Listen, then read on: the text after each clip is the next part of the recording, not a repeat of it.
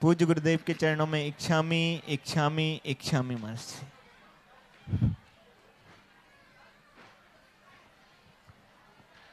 ओम नमः सिद्धेभ्यः।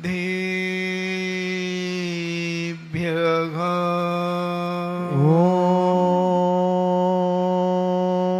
नमः सिद्धेभ्यः। ओम नमः सिद्धेभ्यः। ओम नमः सिद्धेभ्यः। ओम नमः सिद्धेभ्यः।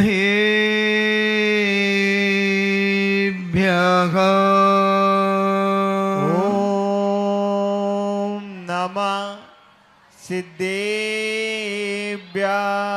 इणमो अरिहन्ताणम्।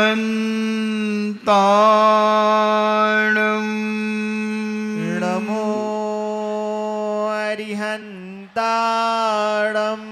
इणमो सिद्धाणम्। नमो सिद्धाणम्। इणमो आयर्याणम्। नमो आयर्याणम्। इणमो उबज्झाणम्।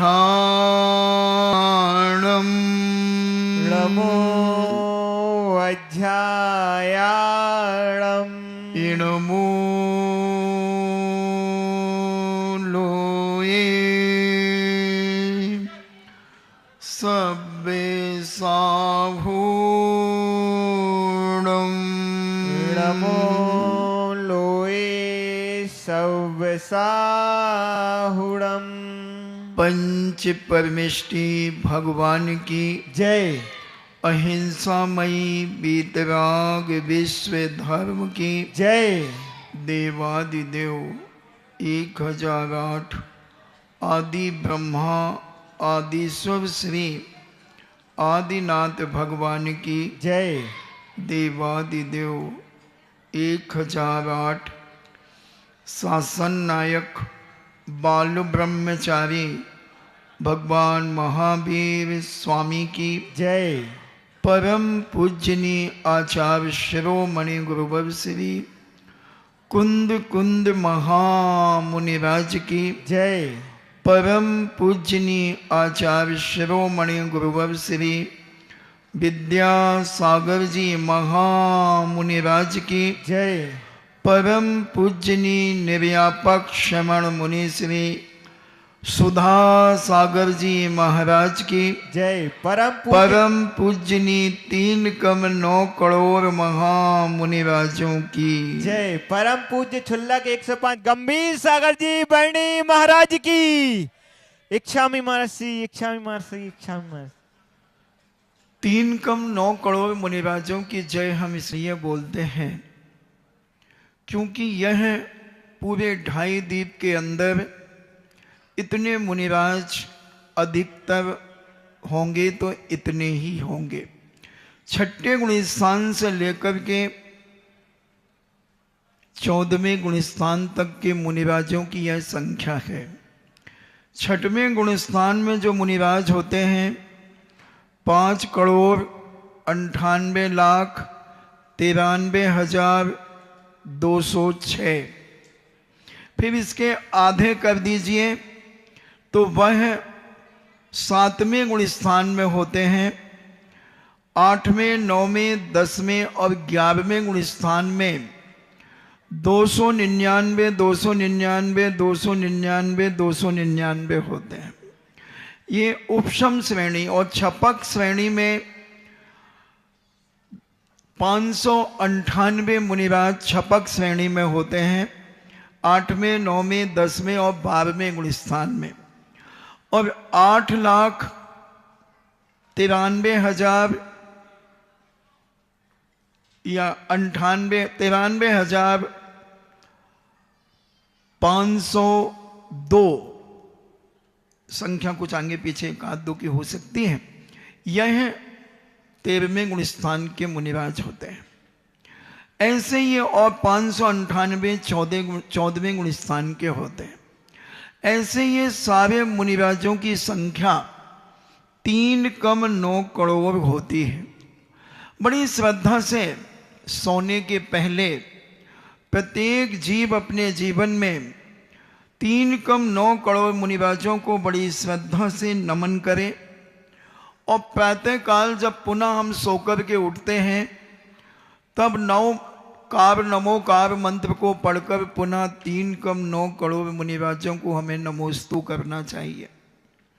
ये पूरे 2.5 द्वीप में अधिक से अधिक इतने मुनिराज होंगे। अभी उसमें सब आ जाएंगे जो विद्यमान 20 तीर्थंकर हैं विदेह क्षेत्र में, और जितने अभी पूरे 2.5 द्वीप में मुनिराज हैं, 6ठे गुण स्थान से लेकर 14वें गुण स्थान तक, यानी अरहंत भगवान, सुत केवली आदि सारों की हम भक्ति कर लेंगे बंधुओं। इसलिए हमने कहा कि हम कितनों के नाम लेंगे। अगर बताओ हम 3,9 करोड़ मुनिराजों के नाम लें तो खनिया दाना वाले खनिया दाना नहीं जा पाएंगे, यहीं रुकना पड़ेगा, सारी रात हो जाएगी तो भी वह नाम पूरे नहीं हो पाएंगे। कई पंचकल्याणक भी हमें रोकना पड़ेगा क्योंकि अभी नाम चल रहे हैं। इसलिए हमारे जैनाचार्यों ने ये संख्या हमें दी और उन्होंने उनके लिए हमने श्रद्धा से नमोस्तु किया। ऐसा नमोस्तु हम अपने जीवन में प्रति क्षण नमोस्तु करने से हमारी यश कीर्ति बढ़ती है, प्रभाव बढ़ता है। पूज्य समन भद्र स्वामी रत्नकंडक स्वावकाचार्य में इसकी घोषणा करते हैं। सुंदर रूप की प्राप्ति है भक्ति सुंदर रूपम। जिनेन्द्र भगवान की जिन जिन ने पूर्व पर्याय में भक्ति की है बंधुओं, आज उन्होंने सुंदर रूप को पाया है।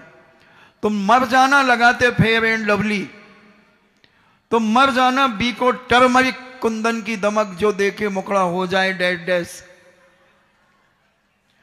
मर जाना तुम लगाते लगाते, अगर कोई फर्क आ जाए तो मुझसे आके बता देना।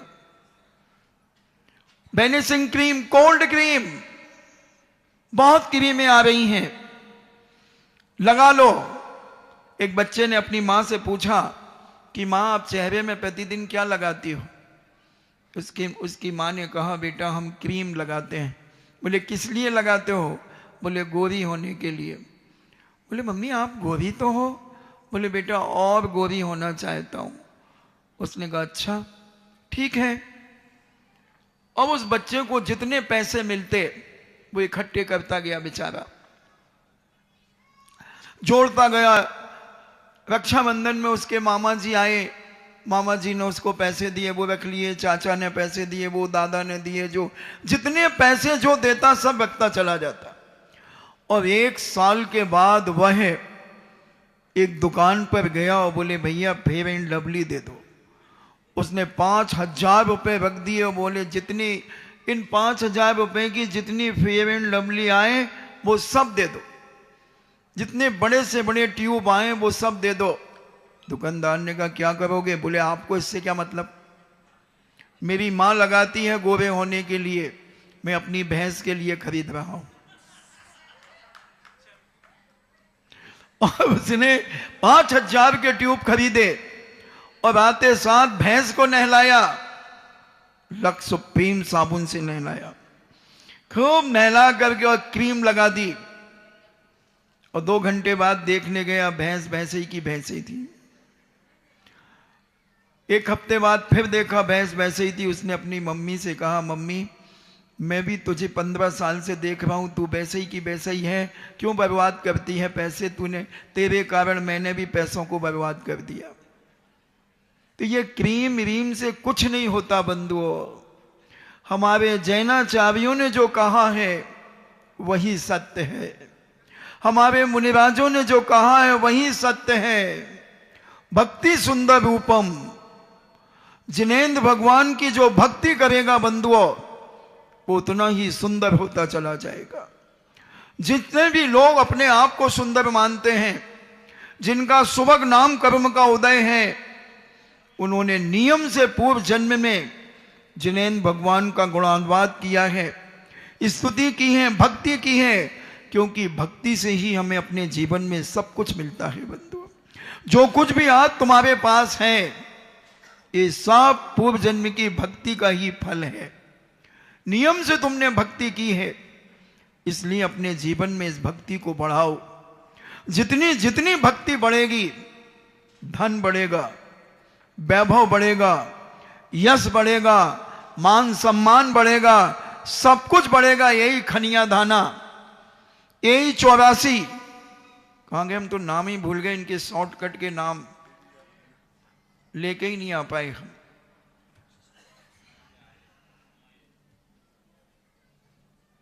बाईस नाम लिख करके हमें एक बहन जी ने दिए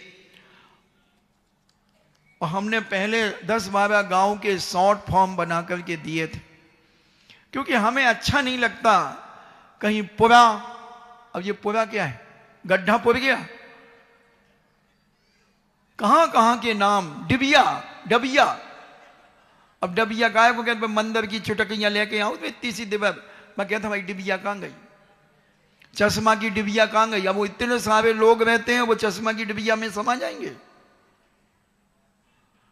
तो ये नाम अब बदलना चाहिए। मैंने एक दिन कहा था कि जब भी सरपंच तुम्हारे पास चुनाव के लिए आए तो उनसे निवेदन करो कि ये पुराने नामों को बदलिए प्लीज, तो हमारा बोर्ड आपके लिए पक्का है।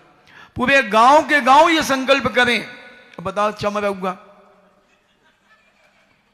कौन रहता है उस गांव में? सज्जन लोग रहते हैं, शरीफ लोग रहते हैं, अच्छे लोग रहते हैं, चरित्रवान रहते हैं। आपको पता नहीं है, हम 8-10 बार तो दर्पण देख करके निकलते हैं, पटिए पाड़ पाड़ करके निकलते हैं, जुल्फे सेट कर करके निकलते हैं, और कई तो इतनी बदमाश होते हैं कि आंखों में वो काजल लगा कर एक डठूला और खींच लेते हैं यहां पर, जिसमें आंखें बड़ी बड़ी दिखने लगे हमारी। ये आर्टिफिशियल सुंदरता नो, ये कोई काम की नहीं बंधुओं। एक बार इन सगी आंखों से जिनेंद्र भगवान को श्रद्धा और भक्ति से देखना शुरू करो, लगन लगाओ प्रभु से। अब उनका गुणानुवाद जब तुम करोगे, उनकी जब स्तुति तुम करोगे, उनकी भक्ति करोगे, इतना सुंदर रूप मिलेगा तुम्हें। तो महाराज जी क्या वर्तमान की भक्ति करने से भी हम लोग सुंदर हो जाएंगे? तो जितनी ये नीग्रो हैं, ऑस्ट्रेलियन हैं, ये सब भक्ति करेंगे। अभी उनकी छोड़ो, वो करें या ना करें, मगर जो अपने आप को कम सुंदर मानता है उसको अपनी भक्ति बढ़ा देना चाहिए। तो महाराज यही तो पूछ रहे हैं कि अभी भक्ति करेंगे तो अभी सुंदर हो जाएंगे क्या? निखार तो आएगा, निखार तो आएगा भक्ति में, निखार तो आएगा मानसिकता में, निखार तो आएगा विचारधारा में, निखार तो आएगा तुम्हारी वाणी में, निखार तो आएगा तुम्हारे चलने में, उठने में, बैठने में, सोचने में, सब में निखार आएगा। एक बार हृदय से भक्ति करना सीखो, एक बार गुणानुवाद करना सीखो बंधुओं। मैंने देखा है कि जिन जिन ने जिनेंद्र भगवान की गुणानुवाद किया है, भक्ति की है, उनका क्या नहीं हुआ। पूरे 84 से पूछ लो, हाथ कंगन को आरसी क्या और पढ़े लिखे को फारसी क्या। सबको देखा है हमने 13 साल पहले इसी इन्हीं पुराने नाम वालों को, डिबिया को, अब वो डैश डैश डैश डैश, वो सबको देखा है। क्या फटीचर थे, क्या फटीचर थे। और अब तो फटी चड्डी भी नहीं पहने, पहले तो टॉवेल भी फटी लपेट करके घूमते फिरते थे। बोलना रे भाई, सही है ना? सच बोल काला कौआ काट खाएगा था।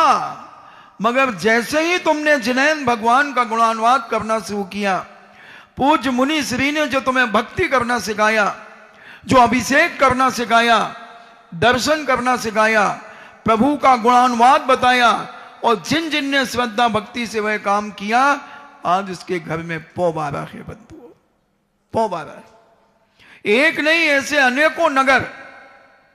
वही खांडू कॉलोनी जिसे बड़ी चर्चा का विषय बनता है, जहां अभी पूज्य आरिका विज्ञानमती ने एक बड़ा विशाल विधान जहां कराया, उसके पहले उन्होंने चातुर्मास कराया।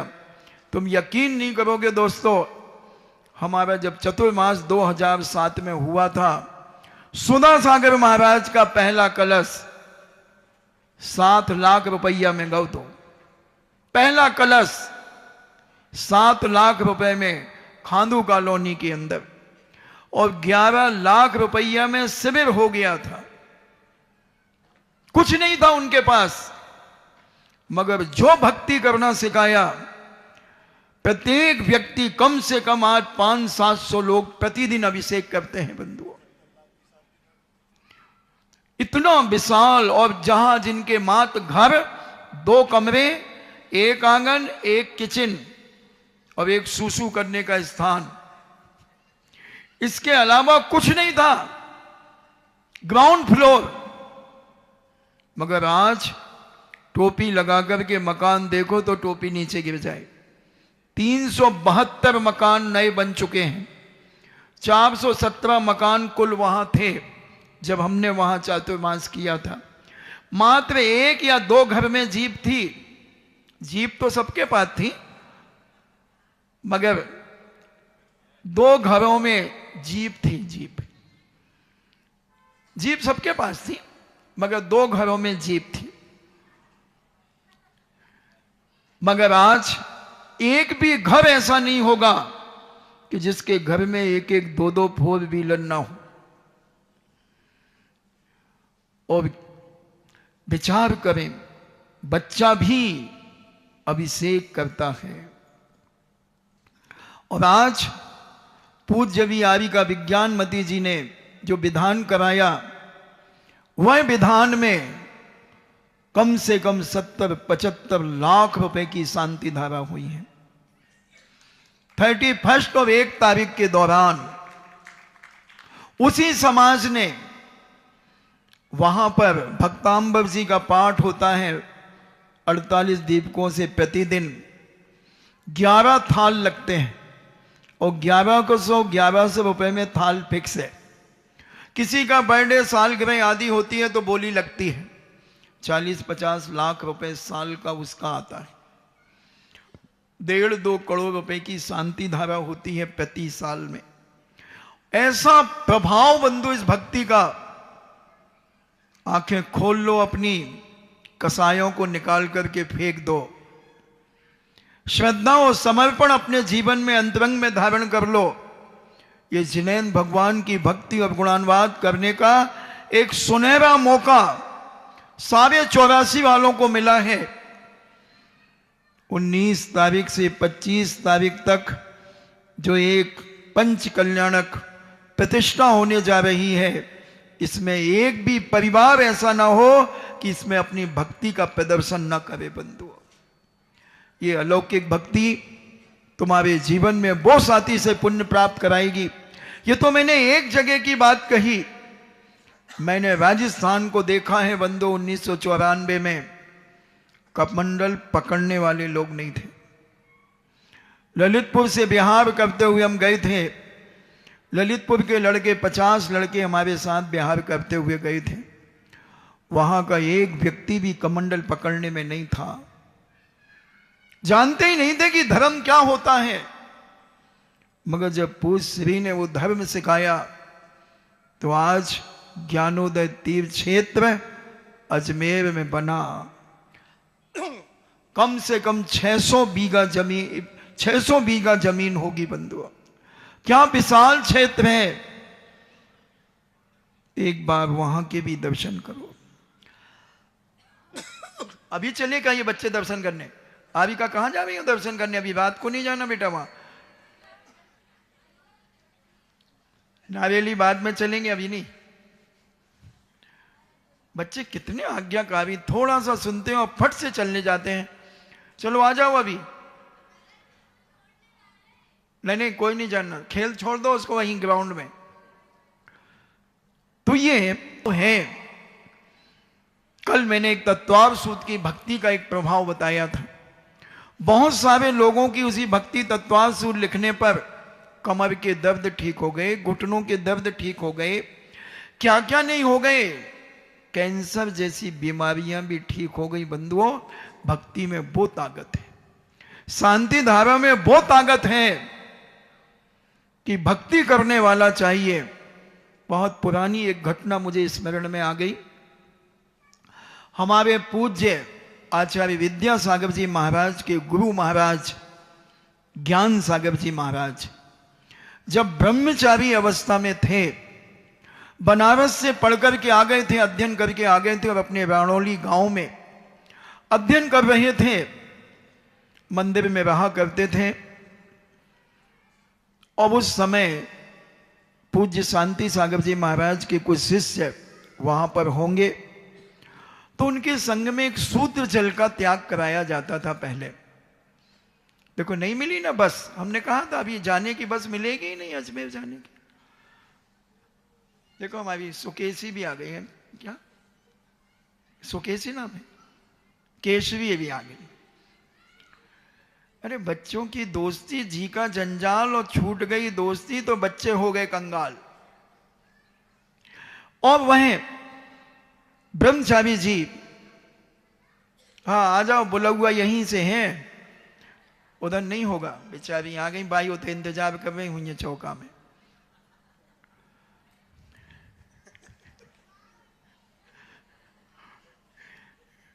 कोई बात नहीं, कोई बात नहीं, बस प्रवचन के बाद ही जाएगी, बस चिंता मत करो। जहां की भी गाड़ियां हैं वो सब प्रवचन के बाद जाएंगी। Don't worry, be happy. तो मैं कह रहा था कि हमारे पूज्य आचार्य विद्यासागर जी महाराज के जो गुरु महाराज थे, मुनि ज्ञान सागर जी महाराज, फिर आचार्य ज्ञान सागर बने। तो वो जब ब्रह्मचारी अवस्था में थे, पंडित भूरा मल की अवस्था में, बहुत बड़े विद्वान थे बंधुओं, चोटी के विद्वान थे।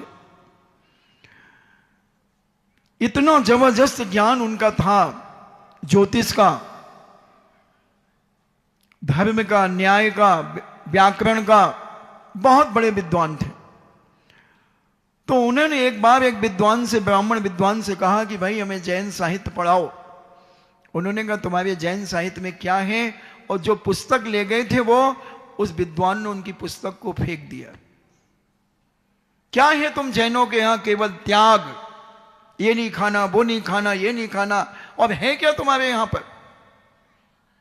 उसी समय पंडित भूरा मल जी ने अपनी चोटी में गांठ बांधी और संकल्प किया कि आज से मैं आजीवन ब्रह्मचर्य धारण करता हूं और मैं सारी दुनिया को बताऊंगा कि जैन दर्शन में क्या है। जब पूज्यवर ने महाकाव्य लिखा, जयोदय महाकाव्य, वीरोदय महाकाव्य, सुदर्शनोदय महाकाव्य, ऐसे और 28 ग्रंथों का और भी लेखन कार्य किया। जब उसकी गोष्ठी हुई, 150 विद्वान जब उसकी गोष्ठी में पधारे, 80-80, 90-90 विद्वान जैनेतर पधारे। जब उन्होंने उनका साहित्य पढ़ा, खड़े हो गए और उन्होंने, एक गौतम ऋषि अहमदाबाद से आए थे, वो कहते हैं कहाँ हैं वो पंडित भूरा मल जी, उनको मैं अपनी आंखों की पलकों पर चलाऊंगा, आंखों की पलकों पर चलाऊंगा। इतना बड़ा महापुरुष और हमारे साहित्य के बीच से दूर रहा, ये हमारी कसाई थी। उसने कहा कि हमने उन्हें उठने नहीं दिया। बृहत्त्रयी के नाम से बांग और हर्ष आदि कालिदास का साहित्य बृहत्त्रयी के नाम से चलता था। उस समय विद्वानों ने फिर जयोदय महाकाव्य को उसमें मिलाया और बृहत चतुष्टयी के नाम से आज भी जयोदय महाकाव्य कोर्स में आ गया। ऐसा साहित्य उन्होंने लिखा। वह महाविद्वान अपने राणौली गांव में अध्ययन कर रहे थे। तब पूज्य संघ जो शुद्ध जल का त्याग कराता था, शुद्ध जल का मतलब है कि बाहर से किसी व्यक्ति के हाथ का भोजन नहीं करना, अपने घर का ही भोजन करना, नौकर चाकर के हाथ का भोजन नहीं करना। तो एक मां ने उन्हें आहार दिया किसी महाराज को, उनने त्याग करा दिया। वह मां के 7 या 8 संतानें होकर के मर चुकी थी। बड़ी उपेक्षित थी वह महिला। उसकी 7-8 देवरानी जेठानियां थी, बड़ा बड़ा कुटुंब था। जब वो बड़े उल्लास के साथ गई और कहा, जी हम महाराज को आहार दे करके आए, तो कहा सबने एक मिनट, क्या त्याग करके आई है? बोले शुद्ध जल का। बोले कौन पलवाएगा तेरा, जा वापिस करके आ। उपेक्षित थी। अब 7 बच्चे जिसके मर गए हों उसकी क्या इज्जत होगी। और कई घरों में सीधे साधे लोगों को देवरानी जेठानियां खूब पीसती हैं। 2 पाटन के बीच में क्या दशा होती है। ये तो जेठानियां जो होशियार होंगी वो अंदर ही अंदर मुस्कुरा रही होंगी, देवरानी चतुर होंगी तो वो अंदर ही अंदर मुस्कुरा रही होंगी कि बीच में हम कुछ लगते हैं खूब। महाराज सही कह रहे तुम।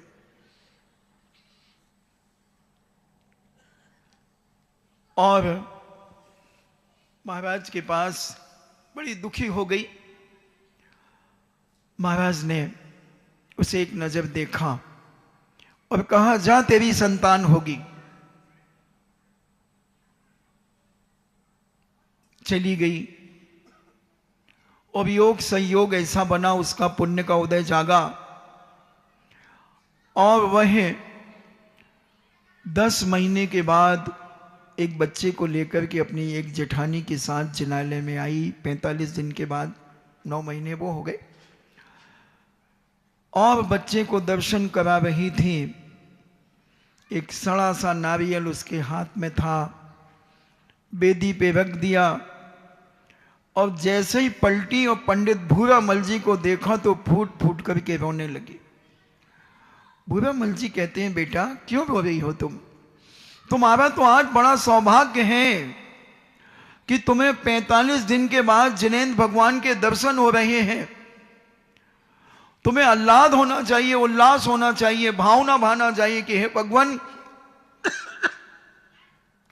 मैं कितनी पुण्यशाली हूं कि मेरे को आज 45 दिन के बाद पुनः जिनेंद्र भगवान के दर्शन हो रहे हैं। खुशी मनाओ बेटा। उसने उस बच्चे को उनके सामने रख दिया। बोले ब्रह्मचारी जी, आपने कहा था कि तेरी संतान होगी। संतान तो हुई है, मगर नहीं होती तो अच्छा था। क्यों, क्या हुआ? बोले ये अष्टावक्र है, इसके हाथ पैर सारे के सारे आड़े तिरछे हैं। हमें रोज ताने मिल रहे हैं। 45 दिन से हम अपनी देवरानी जेठानियों की गालियां सुन रहे हैं, ताने सुन रहे हैं। ब्रह्मचारी जी ने देखा, बोले कोई बात नहीं, शांति धारा करा लो और शांति धारा इसके मस्तक पर लगाकर एक कपड़े से उड़ा दो और 2 घंटे बाद कपड़ा हटाना। ये बच्चा तुम्हारा पूर्ण सर्वांग सुंदर होगा।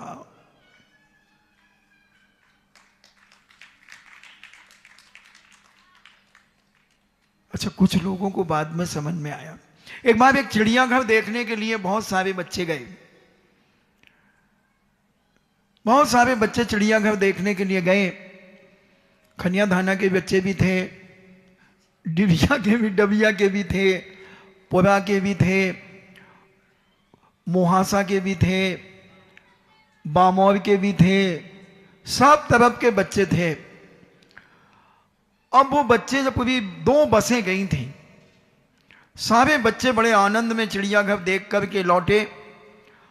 उनके गाइड टीचर आदि ने शाम का बढ़िया बच्चों को शुद्ध सात्विक भोजन कराया और गाड़ी 2-3 किलोमीटर चली होगी कि दोनों गाड़ियां पंचर हो गई। अब बच्चे कहते हैं सर, बोले कोई बात नहीं, अपन पुनः धर्मशाला चलते हैं, आज नाइट वहीं रुकते हैं क्योंकि रास्ते में रात हो जाएगी, रास्ता खराब है। ठीक है। और सारे बच्चे आ गए।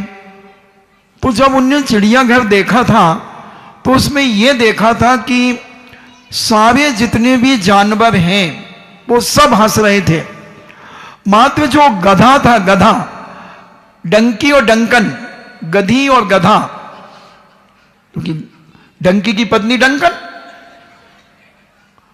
अपन तो ज्यादा समझते नहीं, तो वो बिल्कुल शांत बैठे थे, खड़े थे, और बाकी सारे जानवर हंस रहे थे। अब बच्चों ने कहा सर प्लीज अपन रात को रुके ही, एक बार फिर से चिड़ियाघर देखने चलते हैं। बेटा जल्दी करना, देखो देर नहीं करना। हाँ। और बच्चे फिर चले गए। 8 बजे जैसे चिड़ियाघर खुला, सारे बच्चे, अब देखा कि सारे जानवर तो बिल्कुल शांत बैठे हैं और डंकी और डंकन हंस रहे हैं। इन्हें गधा और गधी खूब हंस रहे हैं खिलखिला करके। तो उन्होंने कहा सर ये कल दोनों चुपचाप थे, आज क्यों हंस रहे हैं? बोले ठहरो बेटा, अभी गाइड से पूछते हैं। तो बुलाया गाइड को, बोले भाई साहब ये सब जानवर तो कल हंस रहे थे और आज सब चुप बैठे हैं, और ये गधे और गधी यानी डंकी और डंकन दोनों हंस रहे हैं। तो उन्होंने कहा भाई साहब इनको कल की बात आज समझ में आई है, समझ जाओ ये थप्पड़ किसे पड़ा है। जो थोड़ी देर के बाद हंसे हैं ना, उनके लिए गंभीर सागर का काम है, किसी को नहीं छोड़ता, सबको डोज देता है। और वहीं पूज्य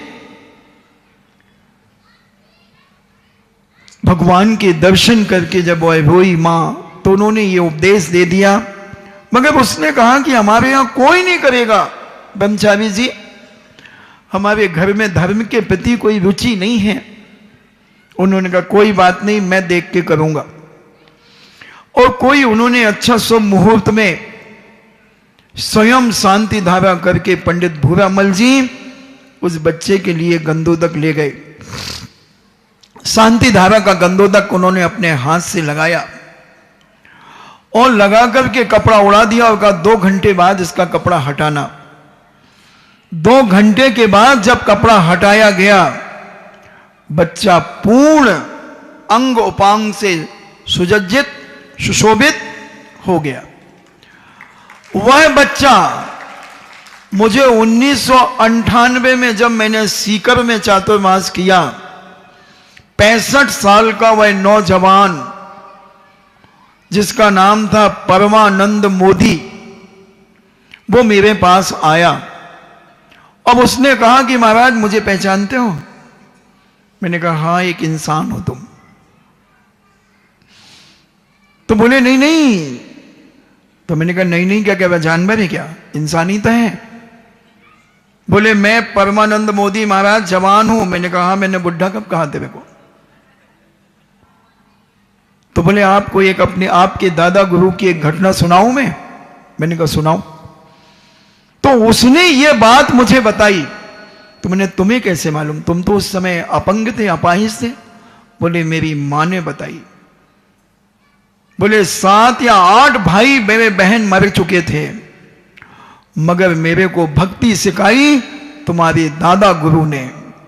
मेरी मां को जो भक्ति सिखाई आपके दादा गुरु ने, और उसके बाद जैसे ही मैं ठीक हुआ, मेरे पूरे परिवार में एक भी पुरुष ऐसा नहीं बचा जो जिनेंद्र भगवान का अभिषेक ना करता हो। और आज हमारा परिवार खूब सुख शांति समृद्धि से परिपूर्ण है। अभी भी मोदी टेंट हाउस सीकर में उनके बेटों का है। तो बंधु, हम भक्ति को नहीं समझ पा रहे हैं अपने जीवन में। हम एक फॉर्मेलिटियां कर रहे हैं धर्म के नाम पर, हम दिखावा कर रहे हैं एक धर्म के नाम पर। अगर बुलौआ इस पंडाल में नहीं होता तो ये बीचे के कहां जाते, ये सब नीचे के लोग कहां बैठे होते? ये सच बोल काला कौआ काट खाएगा, कहां थे इतने दिन से? यही धर्म है तुम्हारा, यही भक्ति है तुम्हारी। अरे घर बार छोड़ करके आए हो तो कम से कम पूरे अनुष्ठानों को अटेंड करो, पूरी धार्मिक क्रियाओं को अटेंड करो। क्या पता कौन सी बात तुम्हारे दिल और दिमाग में चुभ जाए और तुम्हारी जिंदगी का उत्थान कर दे, तुम्हारी परेशानियों को मिटा दे। कुछ नहीं कहा जा सकता बंधुओं, भक्ति किस समय स्फुटित हो जाए अब उसका बॉडी में क्या सुफल मिलना चालू हो जाए कभी नहीं कहा जा सकता। विचार करो, समझो। अभी 2 बिटियां बता रही थी तुम्हारे बामौर कला की, बोले महाराज मैंने तत्वार सूद लिखा था, 26 प्राइज मिली मुझे। देखने गई थी कि नहीं बामौर कला की प्राइज? देखे आइयो, उनके घर चले जाना, देखे आना, 26 प्राइज मिली हैं तत्वार। ये कौन सी प्राइज थी मालूम? ये सांत्वना बी प्राइज थी, यानी 9, 3, 12, 12वां, 15, 18वां नंबर की प्राइज थी। 26 प्राइजें। फर्स्ट वाले को 34 प्राइजें थी। क्या चैन है? वो कहती है हमारी मम्मी को तो इतनी अच्छी चैन लगी कि मम्मी उतारती नहीं है, वो ऐसी लड़ियां ही लड़ियों की छल्ली की चैन है पूरी। ऐसी 40 चैनें बैठी मैंने। भक्ति, एक अंदर से भक्ति जागृत करो बंधुओं। बहुत मायाचारी कर ली हमने, बहुत छल कपट कर लिए, धर्म के साथ बहुत धोखाधड़ी कर ली, बहुत दिखावा कर लिया। अगर अपने जीवन को महान और पवित्र बनाना चाहते हो तो एक अंदर से भक्ति शुरू करो बंधु। फिर देखो इस भक्ति का चमत्कार। तो जिनेंद्र भगवान ने कहा भक्ति सुंदर रूपम, इस भक्ति करने से सुंदर रूप की प्राप्ति होती है। जितने भी लोग आज दुनिया में सुंदर हैं बंधुओं, भले वो अन्य जगह उनका जन्म हुआ हो, मगर नियम से पूर्व जन्मों में उन्होंने जिनेंद्र भगवान की भक्ति की होगी। तो महाराज जब पूर्व जन्म में वो जिनेंद्र के भक्त थे, फिर अन्य जगह क्यों उनका जन्म हुआ? आ गया होगा अहंकार, आ गया होगा अहंकार। उमा स्वामी महाराज कहते हैं कि नीच गोत्र उच्च गोत्र कैसे मिलता है? जो दूसरों की बुराइयां करते हैं, निंदा करते हैं, उन्हें नीच गोत्र की प्राप्ति होती है। और जो अपनी निंदा करते हैं, दूसरों की प्रशंसा करते हैं, आत्म निंदा, परात्म निंदा, आत्म प्रशंसा, जो अपनी अपनी प्रशंसा करते हैं और दूसरों की निंदा करते हैं, उन्हें नीच गोत्र का बंध होता है बंधुओं। और जो दूसरों की प्रशंसाएं करते हैं, गुणानुवाद करते हैं, इज्जत करते हैं, बहुमान देते हैं और स्वयं की निंदा करते हैं, ऐसे व्यक्ति उच्च गोत्र में जन्म लेते हैं। आप उमा स्वामी महाराज का तत्वासूद पढ़ लेना बंधुओं। आ जाना मेरे पास, में अर्थ सहित हिंदी का अर्थ तुम्हें बता दूंगा, दिखा दूंगा। इसलिए बंधुओं हम अपने जीवन में विचार करें। तुम्हारे मन में अगर ये प्रश्न उठ रहा हो कि वो अदर कैसे चले गए, अदर कैसे चले गए, तो उनके लिए मैं ये उदाहरण दिया। एक और उदाहरण देकर के तुम्हें धर्म की महिमा समझाने का प्रयास करूंगा। आपने देखा कि गायों के लिए एसी, देखा? एक बच्चा मेरे पास आया एक दिन, रोने लगा। मैंने कहा क्यों रो रहे बेटा? बोले महाराज जी मैं अभी तक एरोप्लेन में नहीं बैठा।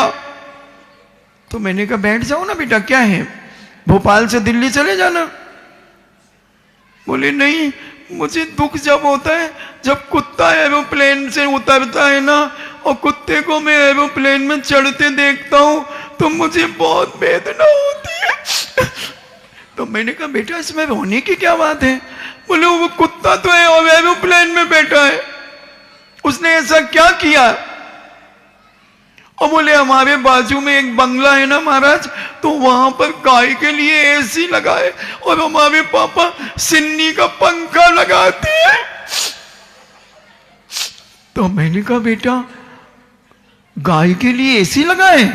बोले हाँ। और बोले कुत्ते के लिए सोने की जंजीर है और उसके लिए सोने के लिए डल्लप पिलो का गद्दा है और रजाई है मखमल की, और उसके लिए एक डॉक्टर भी है और उसकी पोटी उठाने के लिए एक आदमी भी लगा हुआ है। अरे मैंने कहा यार ये कुत्ता को देख करके इतना गाफिल क्यों हो रहा है? मैंने कहा बेटा ये क्या, तुम्हें इतनी टेंशन की जरूरत क्या है? तुम तो अटेंशन रहो और डिटेंशन प्राप्त करो। तुम छोटी छोटी बातों में टेंशन ले रहे हो। नहीं, तुम मुझे अच्छा नहीं लगता। मैं इंसान हूं, मनुष्य हूं, और मैं जहाज में नहीं बैठा और वो एरोप्लेन में घूम रहा है, और मेरे घर में तो सिन्नी का पंखा कई बार बिगड़ जाता है, तो कुछ हम लोग ऐसे करते रहते हैं। और उनके घर में गाय के लिए एसी लगा है। अब हमने कहा इसे बताना पड़ेगा कि कुत्ते को ये सब क्यों मिला और गाय को एसी क्यों मिला और तुझे क्यों नहीं मिला बेटा। अब सुन, तू अब तैयार हो जा, मैं बताता हूं। हमने कहा बेटा हमारे उमा स्वामी महाराज ने अपने ग्रंथराज के अंदर एक सूत्र और दिया, माया त्रज्ञोनस्य।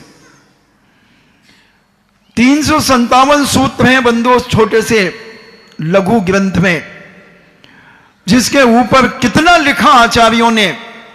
तो माया त्रज्ञोनस्य यानी मायाचारी करने वाला त्रिंश योनि में जन्म लेता है, गाय भैंस कुत्ता बिल्ली आदि बनता है। तो महाराज जी मायाचारी की उसने, मगर इतना बड़ा कैसे बना वो? इस सोने की जंजीर, डल्लम पिलो का गद्दा, हमारे यहां तो वो गुठले वाले गद्दे होते हैं रुई के, इतने गुठला होते गुठला। तो ये कैसे? मैंने कहा बेटा उसने पूर्व जन्म में खूब दान पुण्य किया, दान पुण्य किया, मगर मायाचारी से किया। तो दान के प्रभाव से तो वो सेठ करोड़पति अरबपति खरबपति के घर में कुत्ता बना है। उस दान के प्रभाव से उसे सब कुछ मिल रहा है, मगर जो मायाचारी की थी उससे वो कुत्ता कहलाता है।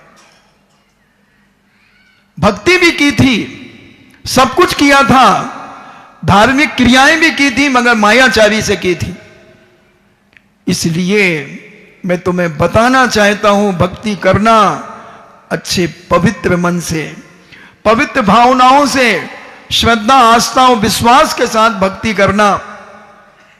अपने जीवन में थोड़ी भक्ति करना, मगर सच्ची भक्ति करना, छल कपट के साथ नहीं, दिखावा के साथ नहीं, किसी को नीचा दिखाने के साथ नहीं, अहंकार के साथ नहीं। ये अनुष्ठान तुम्हारे किए हुए पापों के सत्यानाश करने के लिए अनुष्ठान कराए जाते हैं। ये बड़ी बड़ी पूजाएं विधान जो होते हैं, पंच कल्याणक होते हैं, ये तुम्हें सदमार्ग पर लाने के लिए और नर से नारायण बनने के लिए, मार्ग दिखाने के लिए, एक पाषाण को परमात्मा बनाने की विधि तुम अपनी सगी आंखों से देखो बंधुओं। कैसे बनता है एक पाषाण? अभी पाषाण रखा हुआ है जो मंदिर में है, वो भगवान नहीं है बंधुओं, न राजकुमार है, न कोई है, वो पाषाण है, एक पत्थर है। उस पत्थर को 5-6 दिन के अंदर परमात्मा बनाया जाएगा, भगवान बनाया जाएगा, जिसमें राजा महाराजा सेठ साहूकार बड़े बड़े मुनिराज जिनके चरणों में मस्तक झुकाएंगे। अभी तो कोई भी छू सकता है, कोई बात नहीं है। और भगवान बनने के बाद पवित्र शुद्ध दिगंबर जैन उनका अभिषेक और उनके दर्शन करेगा। विचार करें हम अपने जीवन में कि हमने भक्ति कैसी की है अभी तक। तो उसने भक्ति की है, पूर्व जन्म में दान दिया है। कुत्ते भी बहुत सुंदर होते हैं कई बार, कोई कोई कुत्ते, गाय भी बहुत सुंदर, सब गाय एक सी सुंदर नहीं लगती, कोई गाय बहुत सुंदर लगती, चमकती है, उसका शरीर चमकता है। जैसे तुम लोग आर्टिफिशियल क्रीम लगा करके चेहरा चमकाते हो ना, मगर वो गाय कुत्ते बिना क्रीम लगाए हुए चमकते हैं बंधु। उनका तेजस नाम कर्म का उदय रहता है, शरीर में तेज रहता है, उनकी चमक रहती है। ये सब अच्छे कार्य करने से प्राप्त होती है। इसलिए भक्ति तो तुम करते हो, मगर दिखावे की भक्ति करते हो, सिर्फ पटक कर के मंदिर आ जाते हो। प्रभु को देखो तो जरा, प्रभु कितने सुंदर है। एक छोटी सी स्तुति तो पढ़ लो उनके सामने, कुछ तो कर लो उनकी भक्ति में। तो भक्ति सुंदर रूपम की बात मैं कर रहा था।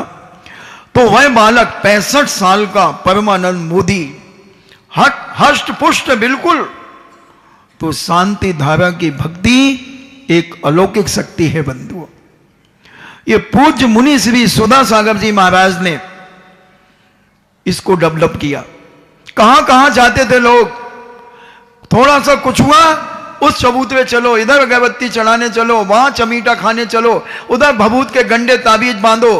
दुनिया के खटकर्म हुए हैं, मगर पूज्य श्री ने जब इस शांति धारा का महत्व सारी दुनिया को बताया बंधुओं, सारी दुनिया को बताया, और आज कितना मिथ्या छूट गया, कितनी बीमारियां खत्म हो गई लोगों की।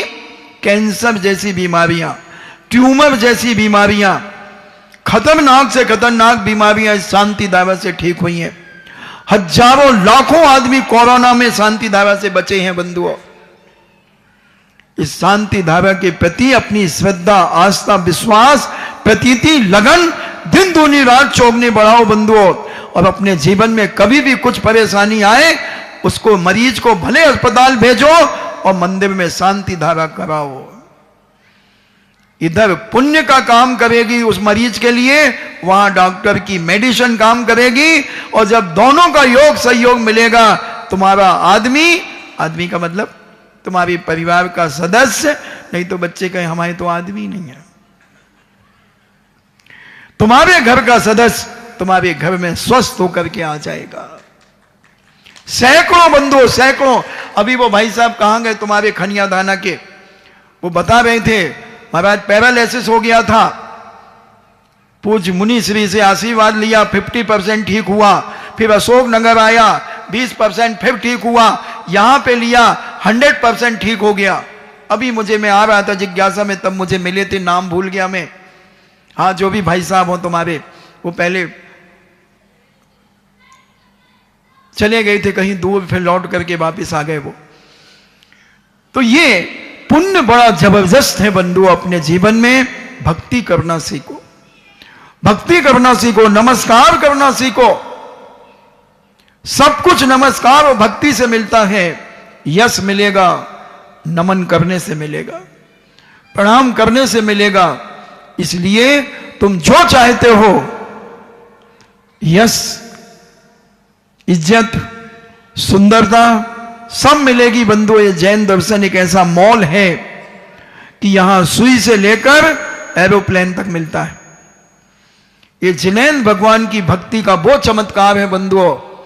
इसलिए मैं आज चुनौती देता हूं सारे विश्व को, दे दूं, संभाल लोगे, संभाल लोगे, संभाल लोगे। दिगंबर जैन हो और जिनेंद्र भगवान का अभिषेक और पूजन करता हो, नमोकार महामंत्र के प्रति आस्था और विश्वास रखता हो, और यहां वहां नहीं भटकता हो, और एक भी भिखारी दिखा दो पूरे विश्व के अंदर कि जैन भीख मांग रहा है, मिले माए। चैलेंज है मेरा। मगर जुआड़ी नहीं होना चाहिए, शराबी नहीं होना चाहिए, कबाबी नहीं होना चाहिए, चोर लुच्चा लफंगा नहीं होना चाहिए, परिस्त्रीगामी नहीं होना चाहिए, बेस्यागामी नहीं होना चाहिए। बस जिनेंद्र भगवान का अभिषेक और पूजन करता हो, आस्था जिनेंद्र के अलावा इधर उधर न भटकता हो। और भिखारी बता दो, 1 घंटे के अंदर अगर उसे करोड़पति नहीं बना दिया तो मेरा नाम बदल देना। चैलेंज है, ढूंढ के लाओ। इसलिए पहले ही मैंने पूछ लिया तुमसे, मेरे पास क्या रखा है, दुपट्टे ही बिकेगा और क्या होगा। मगर भक्त कभी दुपट्टा बेचने नहीं देंगे। है भक्ति की ताकत बंधु, आज भी भक्ति बढ़ाओ, पंच परमेश्वरी की आराधना अपने जीवन में करो, और जितना गुणानुवाद तुम अपने जीवन में करोगे, सच्चे मन से भक्ति करो। फिर देखते हैं कौन सी परेशानी तुम्हारे जीवन में आकर के तुम्हें दुखी करती है। बनाओ परिणाम, बनाओ भावना, सोचो अपने जीवन में भक्ति से ही तो सुकौशल मिला है, भक्ति से सुकौशल मिले हैं। कहां जयावती भटक रही थी मिथ्यात्व में, रागी देशियों की पूजा अर्चना कर रही थी, क्या क्या चोले चढ़ा रही थी, क्या क्या नहीं कर रही थी, मगर एक नयनधर महाराज के चरण सानिध्य में आकर जिनेंद्र भगवान की उपासना की। 7 साल के अंदर प्रभु ने कहा था 7 साल में निश्चित तेरी संतान होगी, और सर्वांग सुंदर, हष्ट पुष्ट, अनेक गुणों से संपन्न सुकौशल जिसका नाम रखा गया, वह बालक जन्म हुआ। इसकी चर्चा अपन कर रहे थे। नहीं तो तुम सोचो कि महाराज अब सुकौशल को तो भूल गए, अब नई चीज में आ गए। चिंता मत करना, मैं कहीं भी चला जाऊं, चाहे डबिया चला जाऊं, चाहे सीए चला जाऊं, चाहे खनिया धाना चला जाऊं, लौट करके तो अभी पंडाली में आऊंगा, यहीं आऊंगा। अब कल सब नाम बना लूंगा मैं, पूरे 22 गांव के नाम शॉर्ट फॉर्म में सबकी चर्चा करूंगा मैं। क्या पता कल पूरे गांव ही पे प्रवचन हो जाए। तो ये ऐसी भक्ति बस हो रहा 10 मिनट। आज तो अपन जल्दी चालू हो गए थे, 6:40 पे चालू हो गया था, 7:29 हो गए हैं। बस आपके 11 मिनट हैं, जिसका लिया कभी नहीं दिया तुम्हारे खा के भग जाऊंगा क्या? वो भी दे दूंगा, चुका दूंगा। नहीं भाई भाई हमको आकुलता हो रही है कि बोला हो नहीं रहा अभी तक बच्चे काय के जा रहे अपने अपने। अच्छा भाई यारो अच्छो लग रहा हो कि नहीं लग रहा हो जो ना आज आई हो? हाँ भाई बता दी ने तो हाथ उठाए दे दो ही। बहू की चक्रेस की मतारिया को हमसे चीन है, हमारे कस्टमर हैं बूढ़े और हमारे कस्टमर हैं सबसे ज्यादा। हमारे कस्टमर तो ये नन्हे मुन्ने बच्चों से लेकर के और बूढ़े तक हैं, सारे कस्टमर हैं हमारे तो। और जो हमें जानत नहीं है अभी हमारे कस्टमर बनी नहीं है, अब हम क्या करने लगे। तो ऐसी भक्ति हम अपने जीवन में करें। और राजा इस सेठ सिद्धार्थ ने अपने बेटे सुकौशल के लिए तिलक लगा करके मुनि दीक्षा धारण कर ली। नयनधर महाराज से दीक्षा लेकर के यत्त तत्व विचरण करने लगे। जिनेंद्र भगवान का गुणानुवाद उनकी अंतरंग भक्ति में चालू हो गया। बहुत वर्षों के बाद बिहार करते हुए वह अयोध्या नगरी में आ रहे थे, मगर जयावती क्रोध से आग बबूला थी मुनिराज को देखकर, क्योंकि उसे डर था, उसे क्रोध था, कसाई थी उसके अंदर कि ये मेरा पति मुझे धोखा देकर के मुनि बन गया। इतने छोटे बच्चे को तिलक लगा करके चला गया। कसाई उसके अंदर दौड़ रही थी। वो भूल गई कि जिस मुनिराज के आशीर्वाद से मेरी कूक भरी थी, मेरी गोद भरी थी, अब उसी मुनिराज के ऊपर मैं घृणा कर रही हूं। ऐसे स्वार्थी व्यक्तियों को बंधुओं कर्म नहीं छोड़ता। जो मतलब के लिए धर्म करते हैं, स्वार्थ के लिए जो साधु संतों के पास आते हैं, इन्हें कर्म इनकी धज्जियां उड़ा देता है। स्वार्थ से धर्म नहीं किया जाता बंधुओं, अंतरंग के निर्मल परिणामों से धर्म किया जाता है, पवित्र भावना से धर्म किया जाता है। तुम ये लौकिक इच्छाएं तो अपने आप मिलेंगी, तुम जो चाहते हो वो सब धर्म से मिलेगा। बताओ, मैं आपके यहां बहुत खेती किसानी होगी, आसपास गांव में बहुत खेत हैं। मैं पूछना चाहता हूं कि किसान गेहूं किस लिए बोता है? भूसा के लिए बोता है गेहूं या गेहूं के लिए गेहूं बोता है? बताओ। तो उसे भूसा मिलता है कि नहीं? मिलता है कि नहीं? और भूसा भी बिकता है कि नहीं? तो फायदा तो है ही, आम के आम और गुठलियों के दाम। गेहूं का पैसा भी मिला और भूसे का भी पैसा मिला। ऐसे ही जिनेंद्र भगवान की भक्ति करने से परंपरा से मोक्ष मार्ग मिलता है और तुम्हारा संसार की मनोकामना भी पूरी होती है इसी जिनेंद्र भगवान की भक्ति से बंधुओं। तुम्हें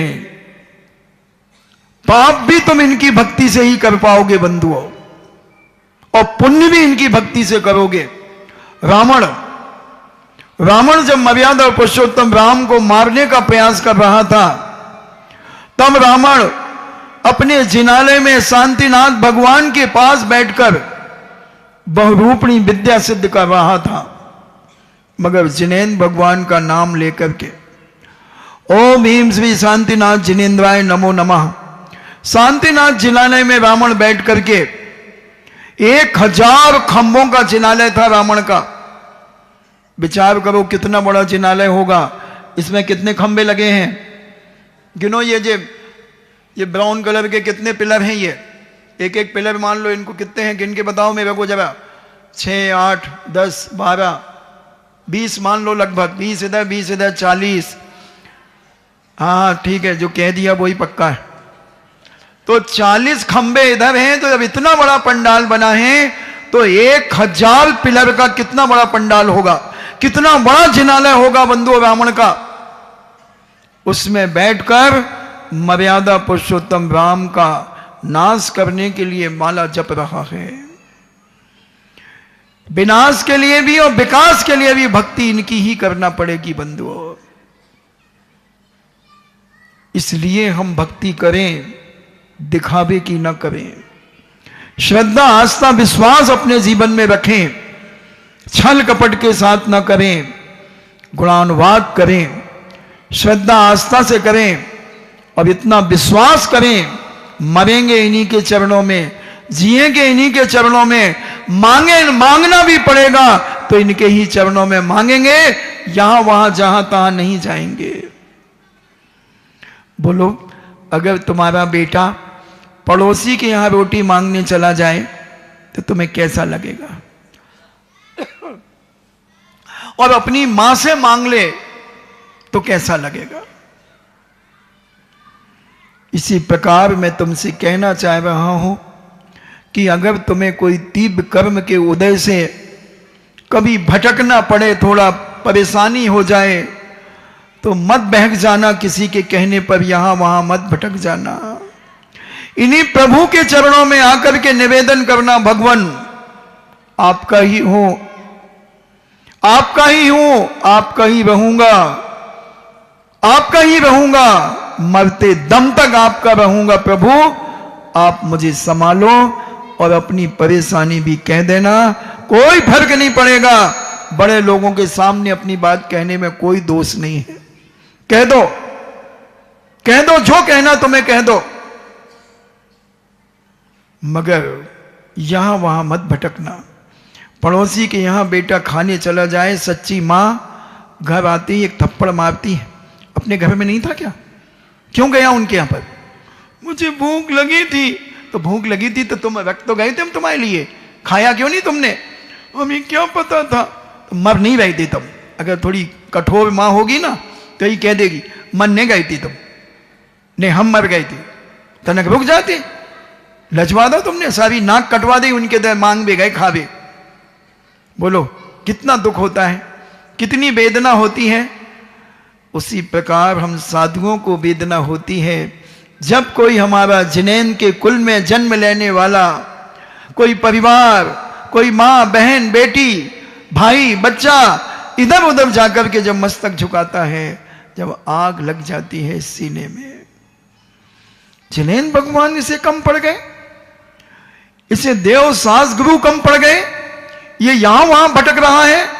धिक्कार है इसके जीवन को 100 बार कि तुझे सारी दुनिया जिनके मस्तक में चरणों में झुकती है और तू चपरासियों के यहां झुक रहा है।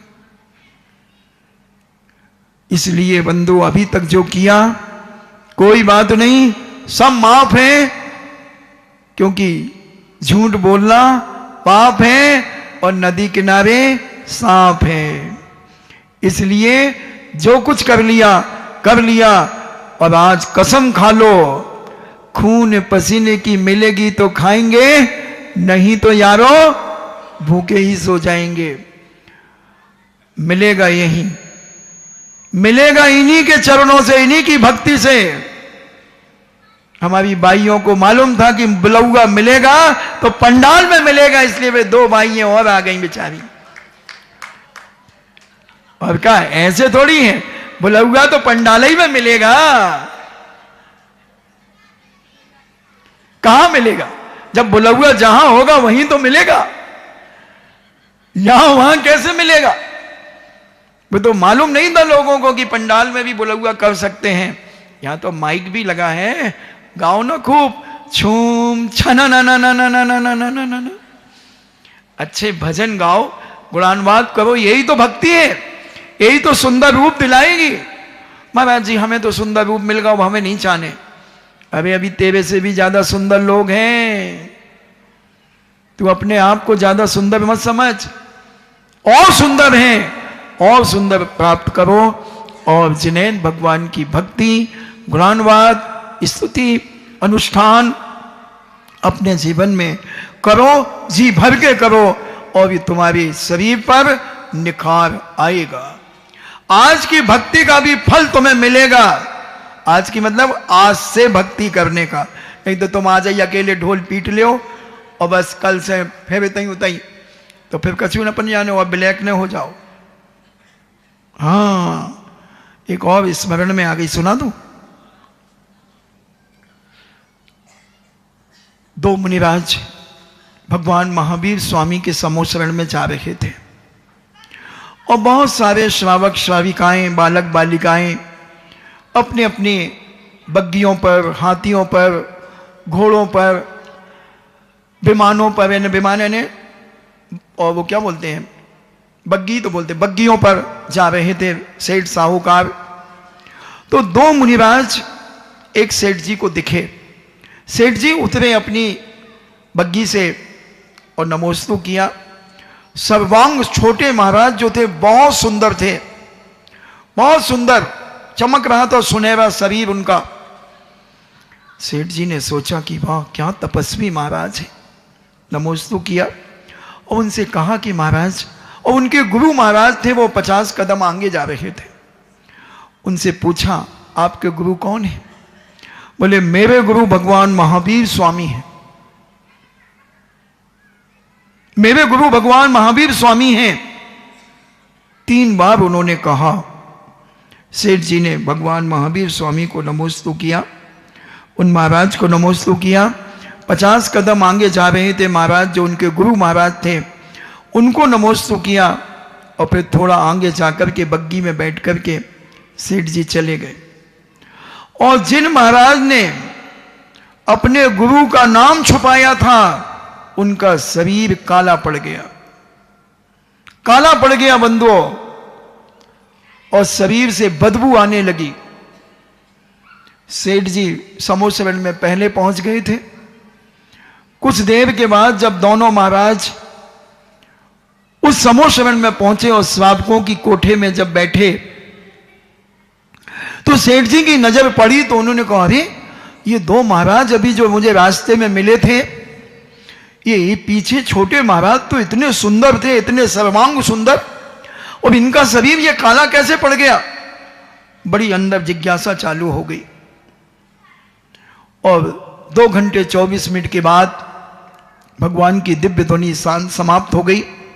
वो गंधर्व परमेष्ठी के पास गए और गंधर्व परमेष्ठी से कहा कि भगवान रास्ते में हमें 2 मुनिराज मिले थे, उसमें दोनों महाराज जो छोटे महाराज थे वो बहुत सुंदर थे, बड़ा तेज था उनके चेहरे पर, बड़ा लावण्य था उनके शरीर पर, मगर समोशरण में आकर के ऐसे बिल्कुल काले हो गए। गौतम स्वामी अपने अवधि ज्ञान से जानते हैं और कहते हैं दीक्षा जिनसे ली थी उनका नाम नहीं बताया और भगवान महावीर स्वामी का नाम बता दिया। गुरु की भक्ति करना चाहिए थी, भक्ति से कहते, गर्व से कहते हैं मेरे गुरु ये हैं। मैं गर्व से कहता हूं मेरे गुरु आचार्य विद्यासागर जी महाराज हैं। क्यों गुरु का नाम छुपाना? और उन्होंने छुपा लिया, काला पड़ गया शरीर। उस श्रावक ने जब ये बात गंधर्व परमेष्ठी गौतम स्वामी से कही तब उन्होंने ये रहस्य बताया। तो बोले महाराज इसका उपाय क्या है? तो गंधर्व परमेष्टि ने कहा कि तुम उन महाराज से कहना कि तुम अपने गुरु से जाकर के इसका प्रायश्चित करो कि गुरुजी मैंने आपका नाम छुपाया है, आप मुझे प्रायश्चित दीजिए। और जैसे ही वो प्रायश्चित देंगे और ये प्रायश्चित स्वीकार करके उस प्रायश्चित को पूरा करेंगे, इनका शरीर वैसा ही सर्वांग सुंदर हो जाएगा। वह श्रावक पूज्य मुनिराज के पास गया और कहा कि महाराज आप इतने सर्वांग सुंदर थे, मगर ये आपका शरीर ऐसा काला कैसे हो गया? महाराज कहते क्या पता। बोले महाराज मैंने पूज्य गंधर्व परमेष्टि से पूछा, उन्होंने ये बताया है ये सत्य है। महाराज ने कहा ये सत्य है। महाराज को डर लगा कि कहीं श्रावकों को मालूम न चल जाए, तो उन्होंने पूछा कि और किसे मालूम है ये बात? बोले बस महाराज मुझे और गंधर्व परमेष्टि को मालूम है और किसी को नहीं मालूम। तो बोले क्या बताया महाराज ने? बोले गंधर्व परमेष्टि ने कहा कि जो आपके साक्षात गुरु महाराज हैं उनसे जाकर के अपनी गलती का एहसास करो और भक्ति के साथ उनका गुणानुवाद करो। सिद्ध भक्ति, शुद्ध भक्ति और आचार्य भक्ति पढ़ करके उनके चरणों में नमोस्तु करके और क्षमा याचना करते हुए उनसे प्रायश्चित लो। और जो वो प्रायश्चित दें उसे खुशी खुशी स्वीकार करो। और जो साधना बताएं, जो उसे आपको उपवास आदि जो भी दें, वो आप खुशी खुशी करें। गंधर्व परमेष्टि के वचन कभी झूठे नहीं होते, क्योंकि 63 विधियों को धारण करने वाले होते हैं, तद्भव मोक्षगामी होते हैं। उनकी बात श्रावक की सुनी और वो अपने गुरु महाराज से निवेदन किया कि महाराज मुझ पापी ने छल कपट के द्वारा दीक्षा का गुरु पूछा गया मुझसे, मैंने आपका नाम छुपा दिया और भगवान महावीर स्वामी का नाम ले लिया। बताओ गलत क्या किया था? अपन को यही लग रहा ना, क्या करे अपन से बड़े का नाम ले लिया कि हमने तो भगवान महावीर स्वामी, मगर गुरु कौन थे? गुरु महाराज ने कहा कोई बात नहीं, तुमने तो भगवान महावीर स्वामी का नाम लिया है। बोले नहीं महाराज प्रायश्चित दीजिए। कई बार कहने पर गुरु महाराज ने उन्हें प्रायश्चित दिया। उन्होंने हृदय से स्वीकार किया, भक्ति पूर्वक उनका गुणानुवाद किया और जैसे ही ध्यान में बैठे और उनका शरीर धीरे धीरे वैसे ही लावण्य और सुंदरता से युक्त हो गया। बंधु भक्ति सुंदर रूपम। इसलिए अपने जीवन में भक्ति को खूब अच्छी श्रद्धा के साथ भगवान की भक्ति करें। पंच कल्याणक में अच्छी श्रद्धा से आकर के इस पंच कल्याणक का वह मनोरम दृश्य देखें, वह दीक्षाएं, वह 5 कल्याणक देखें। सारी कसायों को बांधकर एक पुटरिया में ला करके हमारा जो सरोवर बना है इस सरोवर में फेंक देना। सारी कसायों को फेंक देना बंधुओं, राग देश को। ये नहीं तो तुम्हारी जिंदगी को मिटा देंगे बंधुओं। ये धर्म एक दीपक है, ध्यान रखना। दीपक को सावधानी से लेकर चलोगे तो प्रकाशित हो जाओगे, प्रकाश देगा, तुम्हें भी चलने में सहयोग करेगा, 4 लोगों को और सहयोग देगा। और थोड़ी सी असावधानी हुई तो ये जला करके राख कर देगा। ये धर्म का दीपक है बंधु, इसके साथ कभी खिलवाड़ करने का प्रयास मत करना, इसके साथ कभी मजाक करने का प्रयास मत करना। ये जड़ मूल से मिटा देगा।